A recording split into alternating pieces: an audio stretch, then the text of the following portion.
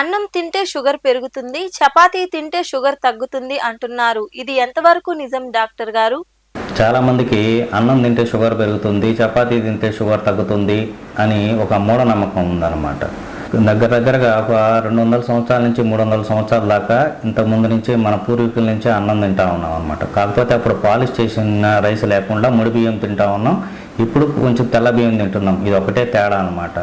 ముడి బియ్యం తింటే ఏంటంటే షుగర్ లెవెల్స్ పెరగకుండా కొంచెం కంట్రోల్లో ఉంటాయి.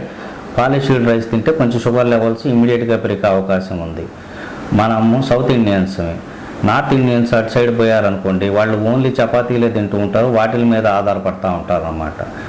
ఇంతకుముందు రోజుల్లో సౌత్ ఇండియాలో ఈ షుగర్ పేషెంట్లు ఎక్కువైపోతున్నారు. దేనికంటే ఒక అపోహ ఉండేదన్నమాట, అన్నం తింటే షుగర్ పెరుగుతుంది, సౌత్ ఇండియన్స్ ఎక్కువగా అన్నం తింటుంటారా అని. కానీ ఇటీవల కాలంలో చేసిన సర్వేల్లో ఏంటంటే నార్త్ ఇండియన్స్కి ఇంకా ఎక్కువ షుగర్ ఎక్కువైపోయింది మనకంటే ఎక్కువ.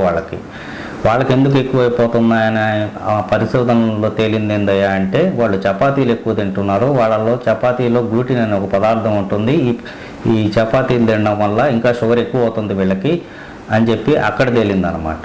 ఇప్పుడు మనకేంటంటే మనం సౌత్ ఇండియన్స్ మనం చపాతీలు ఇవన్నీ ఏం తినం కాబట్టి, ఒకవేళ మనం తింటే ఎక్కువగా ఎప్పుడన్నా సరే మన వాళ్ళు ఎప్పుడన్నా హోటల్కి పోయినప్పుడు తినాల్సింది తప్పితే ఈ చపాతీ తినడం వల్ల మన పేగులకు అంటుకుపోయి ఇంకా షుగర్ లెవెల్స్ పెరుగుతాయే కానీ ఇంకా తగ్గమన్నమాట షుగర్ లెవెల్స్. అందువల్ల మీరు రోజు ఏ విధంగా అయితే అన్నం తింటున్నారో మోతాదు తగ్గించుకొని అదే అన్నం తినడం మంచిది.